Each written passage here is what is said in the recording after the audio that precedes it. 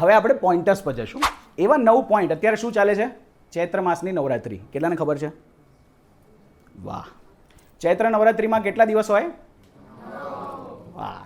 તો એ 9 દિવસમાં 9 દુર્ગાઓને આપણે પૂજીએ.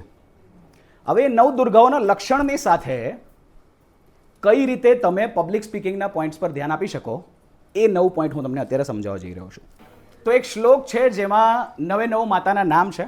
પ્રથમમ શૈલપુત્રી ચ, દ્વિતીયમ બ્રહ્મચારિણી, તૃતીયમ ચંદ્રઘંટેતિ, કુષ્માંડેતિ ચતુર્થકમ, પંચમમ સ્કંદ માતેતિ, ષષ્ઠમ કાત્યાયની ચ, સપ્તમમ કાલરાત્રિ, મહાગૌરીતિ ચાષ્ટમમ, નવમમ સિદ્ધિદાત્રી ચ, નવ દુર્ગાહ પ્રકીર્તિતા. બરાબર? આ 9 દુર્ગાઓના નામ છે. હવે એ નામ સાથે કઈ રીતે કયો ગુણ એ માતા પાસે શીખીને આપણે પબ્લિક સ્પીકિંગ કરતા થઈ જઈએ એવા 9 પોઈન્ટ કહું છું. પ્રથમમ શૈલપુત્રી ચ. શૈલપુત્રી એટલે હિમાલય, હિમાલયની પુત્રી. શૈલ એટલે હિમાલય, એની પુત્રી છે. હવે તમે કોઈ ફિલ્ડની અંદર શરૂઆત કરતા હોય, સૌથી પહેલાં શું જોઈએ પબ્લિક સ્પીકિંગ માટે? કોન્ફિડન્સ. કેવો? હિમાલય જેવો. એમની પાસે શીખવા જેવું છે confidence. Nervous is really normal. તમે એમ વિચારતા યાર મને તો બહુ નર્વસનેસ થાય. દુનિયાના દરેક માણસને થાય. દુનિયાનો સૌથી મોટો આર્ટિસ્ટ થશે એ સ્ટેજ પર ચડતા પહેલાં નર્વસ થશે ને થશે. કારણ કે એના જેટલા શો ને જેટલા દિવસ વધતા જાય છે એટલા જ એની ક્વોલિટી પણ એને વધારવી પડે ને એની નર્વસનેસ પણ એ લેવલ પર વધતી જાય છે. બધા જ નર્વસ થતા હોય. તમે તમારા લેવલના હિસાબે નર્વસ થશો, પણ નર્વસ તો હંમેશા થશો. એટલે નર્વસ ઇઝ રિયલી નોર્મલ. એવું લાગે છે કે નર્વસ છું તો નહીં કરી શકું, એવું નથી હોતું. નર્વસ છે તો કરવું છે કે નહીં એ પ્રશ્ન છે. તો પ્રથમમ શૈલપુત્રી છે એટલે કે હિમાલયની પુત્રી, એમની પાસે શીખવાનું છે કોન્ફિડન્સ. નર્વસ થવાનું નહીં. હજી તો એમનું જીવન શરૂ થયું છે, એમને જન્મ લીધો છે. આગળ તો દેવી બનવા માટે એમણે કેટલી બધી વસ્તુઓ કરવાની છે. તો ફર્સ્ટ ઓફ ઓલ તમારે એ વસ્તુથી શરૂઆત કરવાની, કોન્ફિડન્સ રાખીને ચાલવાનું. કેવી રીતે રાખવાનો કોન્ફિડન્સ એ પણ આવશે પોઈન્ટ. દ્વિતીયમ બ્રહ્મચારિણી. બ્રહ્મચારિણીનું કામ શું છે? બ્રહ્માંડમાં રહીને આખા વિશ્વ પર નજર રાખવાનું કે દુનિયામાં શું ચાલે છે ને એમની જરૂરત શું છે. તમારું કામ સ્ટેજ પર બેસીને આ જ છે. ઓડિયન્સ તમારી દુનિયા છે. શું ચાલે છે ઓડિયન્સમાં, કેવી ઓડિયન્સ છે, એમને શું જોઈએ છે. અગર તમને આ સમજ પડી ગઈ તો તમે બેસ્ટ પબ્લિક સ્પીકિંગ કરી શકો છો. મેં કેમ શરૂઆત ગર્લફ્રેન્ડવાળા કે કોઈ એવા સવાલથી કરી જેથી તમારી સાથે એકચ્યુઅલી કનેક્શન થાય. હું તમને આવીને એમ કહેતે કે ભાઈ આપણે આ ભાઈ બહુ મોટું જોરદાર બોલતા હતા, બહુ જબરદસ્ત સ્પીચ આપી હતી એમણે, એમનું આ નોલેજ છે, આ હિસ્ટ્રી છે, આ ઇતિહાસ છે. તમે કહેતો ભાઈ જાતો. ઓડિયન્સને સમજીને એના વિશે વાત કરવી એ બહુ જરૂરી છે. સો બ્રહ્મચારિણી માતા પાસે એ શીખવા જેવું છે કે તમે તમારા આખા બ્રહ્માંડને એટલે કે તમારા આખા ઓડિયન્સને જુઓ એ સ્ટેજ પરથી અને ડિસાઈડ કરો કે તમે એમની સાથે કઈ રીતે વર્તન કરશો. એ ઓડિયન્સને શું જોઈએ છે, એની શું ઈચ્છા છે, તમારી નહીં. ઓકે. તૃતીયમ ચંદ્રઘંટેથી. ચંદ્રઘંટા એવા માતા છે કે જે સુશોભિત છે ચંદ્ર સાથે. એમનો આખો તમે શ્રૃંગાર જુઓ ને તો એમણે સરસ મજાના આભૂષણો પહેર્યા છે. એટલા સુંદર અને સુડક લાગે કે તમને એમ થાય કે વાહ ક્યાં બાત છે. એમને જોઈને મન મોહિત થઈ જાય. સ્ટેજ ઉપર જ્યારે તમે ચડો છો, ચાહે પબ્લિક સ્પીકિંગ હોય, ચાહે એન્કરિંગ હોય, ચાહે કોઈ પણ પાર્ટ હોય, તમે મેનેજ્ડ વેમાં ચડવું ખૂબ જ જરૂરી છે. તમારી બધી વસ્તુ એટલી મેનેજ્ડ હોવી જોઈએ, એટલી ઇઝી ઇન હેન્ડ હોવી જોઈએ કે તમે ત્યાં જઈને પછી એ વિચારો કે હું વાંચું કે બોલું. ત્યાં તમે ભેરવાઈ જશો. એના કરતાં તમે એટલા રેડી અને સજ્જ હોવા જોઈએ પરિસ્થિતિ માટે ને એટલા સુંદર લાગતા હોવા જોઈએ. સુંદર ઇન ધ સેન્સ આજે તો ડાન્સ કરી જ નાખું. Not like that. Okay. It should be according to the audience, according to the feel, according to the way you are going to talk. એના હિસાબે બધું ડિસાઈડ થશે. તો ક્યાં પહોંચ્યા આપણે? ચંદ્રઘંટા. વાહ. પ્રથમમ શૈલપુત્રી છે, દ્વિતીયમ બ્રહ્મચારિણી, તૃતીયમ ચંદ્રઘંટેતિ, કુષ્માંડેતિ ચતુર્થકમ. જે કુષ્માંડ માતા છે એમણે એમના કુષ્માંડમાંથી આખી સૃષ્ટિનું સર્જન કર્યું હતું. આખી સૃષ્ટિનું સર્જન. હવે વિચારો, જ્યારે સૃષ્ટિનું સર્જન કરતા હશે એમને અમુક પ્રોબ્લેમો આવી હશે, અમુક એડવાઇઝીસ મળી હશે અમુક પ્રાણીઓ પક્ષીઓ પાસે કે ભગવાન આ પાંખ ઊંધી આપી દીધી તમે, કંઈક થોડું ઇમ્પ્રૂવ કરો ને, આ મજા નથી આવી રહી એમ, કંઈક તો બગડેલું છે, કંઈક તો લોચો છે. તો ઇમ્પ્રૂવ કદાચ એમણે માની લો કે કર્યું હશે, તો ઇમ્પ્રૂવ કરતાં કરતાં એમણે એક પરફેક્ટ દુનિયા બનાવી જેમાં આજે આપણે રહીએ છીએ. એ વાત અલગ છે કે આપણે એને ઇમ્પરફેક્ટ પાછા કરી રહ્યા છીએ, પણ એમણે તો આપણને પરફેક્ટ દુનિયા આપીને. એક્ઝેક્ટલી દેટ વે તમે જ્યારે તમારી ઓડિયન્સ સાથે કામ કરો છો, તમે જ્યારે સ્ટેજ પર બોલો છો, કંઈક વાત કરો છો, તમે ધીરે ધીરે એમની ઓડિયન્સની પેલી વાત સાંભળો, એ શું કહેવા માંગે છે, તમે ક્યાં ખોટા છો, એડવાઇસ લો, શું એમને રાઈટ લાગે છે ને એને એક્સેપ્ટ કરો. Adept it and change it. That's how you can be the best public speaker ever. દુનિયા અને લોકો પાસેથી શીખશો ને એ ચોપડીઓ કે કોઈ આરજેવીર શીખવાડી શકશે નહીં. એ તમને દુનિયા અને લોકો જ શીખવી શકશે, તમારી પબ્લિક જેની સાથે તમારે વાત કરવાની છે. ક્યાં પહોંચે આપણે? કયા માતાજીની વાત કરી? કુષ્માંડા. તો કુષ્માંડે તી ચતુર્થકમ પંચમમ સ્કંદ માતેતી, એટલે કે સ્કંદ માતા એટલે કાર્તિકેયના માતા, એમને કહેવાય સ્કંદ માતા. હવે જ્યારે કાર્તિકેયના માતા છે તો માતા શું કરશે? આમાં દીકુ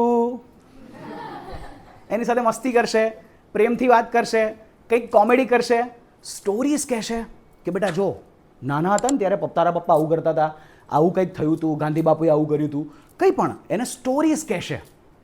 એની સાથે એવી રીતે વાત કરશે જે એની ભાષા હોય. આમાં દીકો ખાઈ લીધું, નૂનું કરી લીધું. ડબલ મિનિંગમાં ના લેતા તમે પાછા. સો એક્ઝેક્ટલી તમારી ઓડિયન્સને શું જાણવું છે? હ્યુમર નાખો, કોમેડી જે એમને ગમે, વાત સાંભળવી તમારી.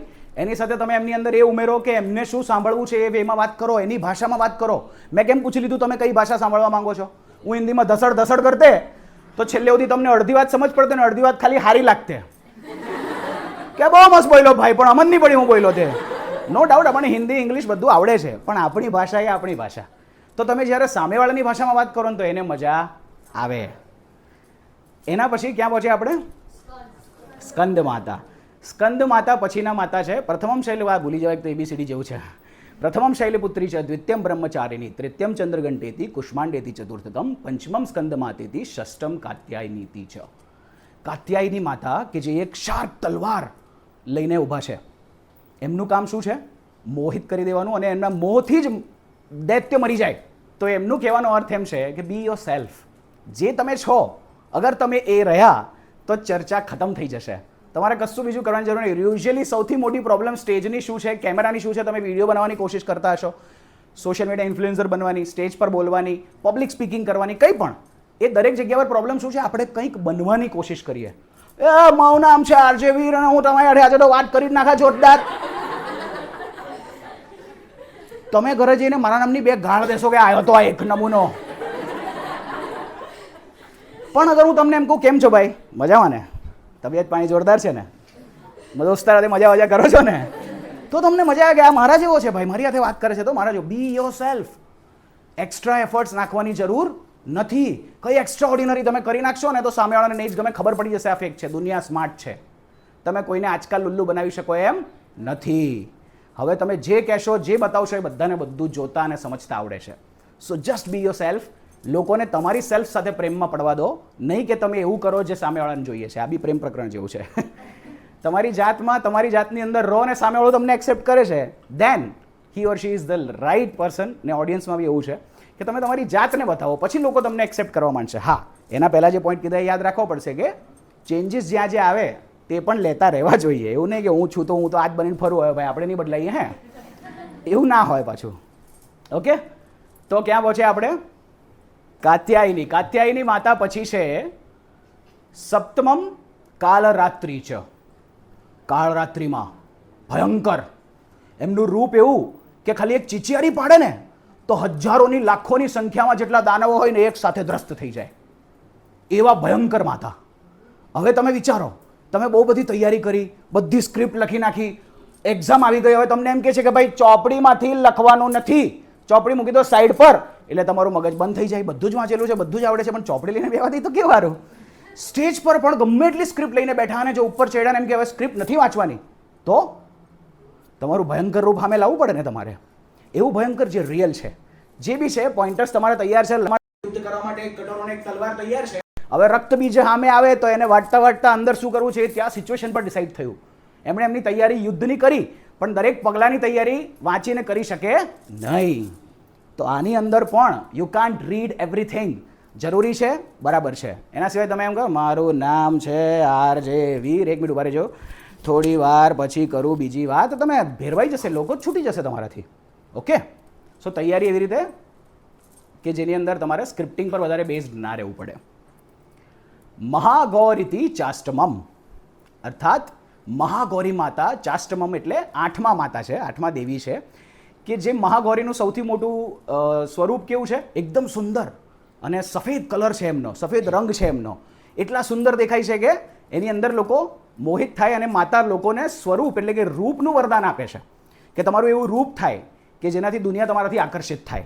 તો એવું રૂપ, એવી પર્સનાલિટી જે તમારી સ્ટેજ પર હોવી જોઈએ. એક personality means it's not just look, it's mix of everything. તમે શું બોલો છો, કેવી રીતે હાથનો પ્રયોગ કરો છો, કેવી રીતે તમારા બોડી લેંગ્વેજ છે, કેવી રીતે તમે સ્ટેજને હેન્ડલ કરો છો, ચાલો છો કે નથી ચાલતા, એક જગ્યાએ ઊભો રહો છો, તમારી નર્વસનેસને કેટલી બચાવીને રાખો છો, કેટલા સુંદર દુનિયાની સામે તમે દેખાવ છો. સુંદર in the sense not just with the look, with your presentation. જે પણ તમે બતાવી રહ્યા છો દુનિયાને, કેટલું સુંદર વેમાં છે એ તમે શીખી શકો છો 8મા દેવી, જેમનું નામ છે મહાગૌરી. 9મમ સિદ્ધિદાત્રી છે.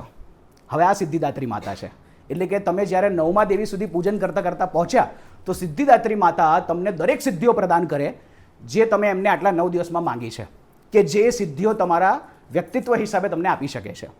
એક્ઝેક્ટલી ધેટ વે તમારે તમારી ઓડિયન્સને શરૂથી લઈને અંત સુધીમાં કંઈક એવી વાતો આપવી પડશે જે એમને વરદાનના રૂપમાં કે એમની પોતાની સિદ્ધિઓના રૂપમાં એ લઈ જઈ શકે.